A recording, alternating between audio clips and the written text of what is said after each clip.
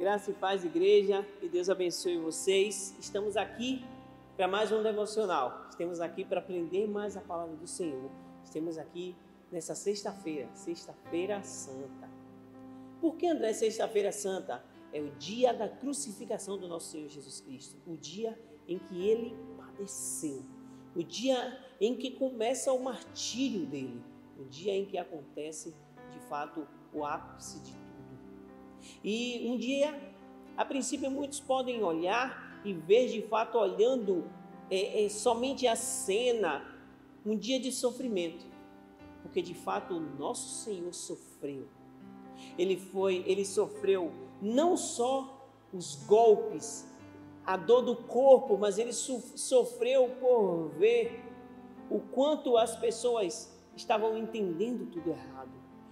Ele sofreu por ver o quanto a humanidade não entendeu. E quanto algumas pessoas estavam ali, batendo, cuspindo, menosprezando aquele que estava morrendo para dar vida a todos eles.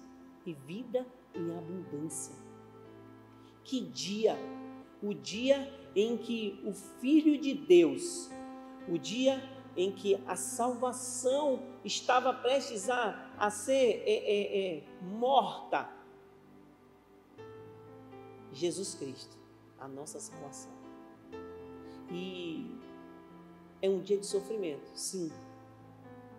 Mas um dia em que Ele morreu para que nós tivéssemos a vida, nós entendêssemos essa salvação, que nós pudéssemos estar tendo acesso à vida eterna. E eu quero ler com vocês a passagem da crucificação. Eu quero ler em João, eu gosto do livro de João, que diz assim, João, capítulo 19, versículo 17, ele diz assim, Jesus, carregando ele mesmo a sua cruz, saiu para um lugar chamado Calvário, o Gólgota, em hebraico. Ali o crucificaram, ele e com ele outros dois, um de cada lado e Jesus no meio. Pilatos escreveu também um título e colocou no alto da cruz. E o que estava escrito era Jesus Nazareno, o rei dos judeus. Muitos dos judeus leram esse título porque o lugar em que Jesus havia sido crucificado era perto da cidade. Estava escrito em hebraico, latim e grego. E os principais dos sacerdotes dos judeus disseram a Pilatos, não escreva rei dos judeus, e sim ele disse, sou o rei dos judeus. Nem eles mesmos entendiam. Pilatos respondeu, o que escrevi? Escrevi. Os soldados, pois quando crucificaram Jesus, pegaram as roupas deles e dividiram em 4 partes, uma parte para cada soldado, e pegaram também a túnica. A túnica, porém, era sem costura, toda tecida de alto a baixo. Por isso os soldados disseram uns aos outros, não a rasguemos, mas vamos tirar sorte para ver quem ficará com ela. Isso aconteceu para que se cumprisse a escritura que diz, repartiram entre si as minhas roupas e lançaram as minhas roupas e sobre a minha túnica lançaram sortes. E foi isso que os soldados fizeram. E junto à cruz estava a mãe de Jesus, a irmã dela, Maria, mulher de Clopas, e Maria Madalena. Vendo Jesus, a sua mãe, e junto dela o discípulo amado, disse, mulher, eis aí o seu filho. Dito isto, depois disse ao discípulo, eis aí a sua mãe. Dessa hora em diante, o discípulo a tomou para casa. Depois, vendo Jesus que tudo estava consumado, para que se cumprisse a escritura disse, tenho sede. Estava ali um vaso cheio de vinagre, embebedaram de vinagre uma esponja e fixando-a num caniço de sopo, aproximaram a esponja da boca de Jesus. Quando Jesus tomou o vinagre, disse, está consumado. E inclinando a cabeça, ergueu o espírito. Nossa! E aqui eu li somente a passagem da crucificação. tem muito mais coisas. E como eu sempre tenho dito, o devocional, não fique preso somente a isso, volte um pouquinho mais. Vai lá no capítulo 18, começa no 18, de quando ele é preso, e depois vai lendo, vai entrando na história, vai se percebendo, porque essa história, isso aqui que a gente está contando, aconteceu, e ele morreu para que hoje nós pudéssemos estar aqui. A missão continua. Ele morreu, não ficou morto. Ele ressuscitou. E é isso que esses 3 dias falam, da morte e da ressurreição.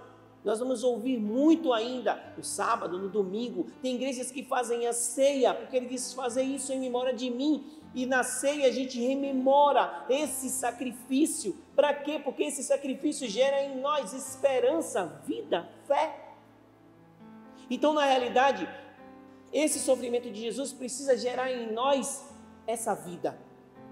Precisa gerar em nós esse querer cumprir a missão que Ele nos deu, porque Ele disse, ide e por todo o mundo, pregai o Evangelho a toda criatura, batizando-as e ensinando-as a guardar todas as coisas que eu vos tenho mandado. Ele viveu, Ele ensinou, Ele nos deu todas as coisas, e Paulo entendeu isso quando ele diz, agora não vivo mais eu, mas Cristo vive em mim. Então, e Paulo entendeu isso, e a prova que Paulo entende isso é quando em Romanos 8, para a gente finalizar, ele diz o seguinte, é uma das passagens que eu mais gosto, porque de fato quando mostra que Paulo entendeu todo esse sacrifício de Cristo, que Paulo entendeu tudo isso e o que isso gerou nele, olha o que Paulo diz, que diremos então à vista dessas coisas, se Deus é por nós, quem será contra nós? Aquele que não poupou o seu próprio filho, mas por todos nós o entregou. Será que não nos dará grandiosamente com ele todas as coisas? Quem tentará acusação contra os eleitos de Deus? É Deus quem os justifica. Quem os condenará? É Cristo Jesus quem morreu, ou melhor, quem ressuscitou, o qual está à direita de Deus e também intercede por nós. Quem nos separará do amor de Cristo? Será a tribulação, ou a angústia, ou a perseguição, ou a fome, ou a nudez, ou o perigo, ou a espada, como está escrito. Por amor de ti somos entregues a mortes continuamente, fomos considerados como ovelhas para o matadouro. Em todas essas coisas, porém, somos mais do que vencedores, por meio daquele que nos amou. Porque eu estou certo de que nem a morte, nem a vida, nem os anjos, nem os principados, nem as coisas do presente, nem do porvir, nem os poderes, nem a altura, nem a profundidade, nem qualquer outra criatura poderá nos separar do amor de Deus que está em Cristo Jesus, o nosso Senhor. Paulo entendeu isso e reproduziu isso nessa palavra. Nada nem ninguém tem o poder de nos separar desse amor que Cristo demonstrou indo até esse dia, sexta-feira, e morrendo, padecendo, sofrendo escárnio, sofrendo agressões e morrendo a pior morte que se podia naquela época. Por cada um de nós, por mim e por você, Ele morreu. Ele é o nosso Deus. Ele é o nosso papai. Ele te amou primeiro, Ele me amou primeiro, Ele nos amou como família, como irmãos. Que amor é esse? E que você fique com isso. Tenha por certo de que nada, nem ninguém pode te separar, nem a morte, como Ele disse, pode nos separar do amor de Deus que está em Cristo, o nosso Senhor, o nosso Salvador. Então que Deus abençoe vocês, que nós estejamos a cada dia rememorando isso, a cada dia lembrando sim daquele sacrifício que Ele fez na cruz do Calvário, mas que Ele ressuscitou e que Ele nos deixou essa missão de levar esse evangelho da paz, levar essa esperança de que nós somos filhos e agora pertencentes ao reino de Deus, e que agora precisamos viver como eleitos, precisamos viver como aqueles que de fato receberam essa salvação que Ele nos deu.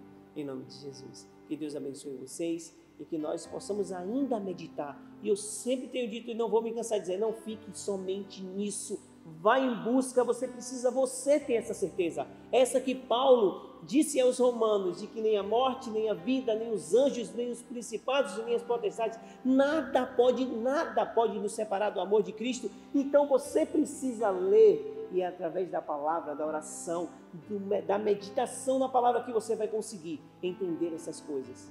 Que o Espírito Santo de Deus possa te levar ao entendimento, ao você ler as Escrituras, em nome de Jesus. Deus abençoe a cada um de vocês. E lembre de curtir, de compartilhar, de ajudar o canal. A gente está divulgando a palavra do Senhor, em nome de Jesus Cristo. Amém.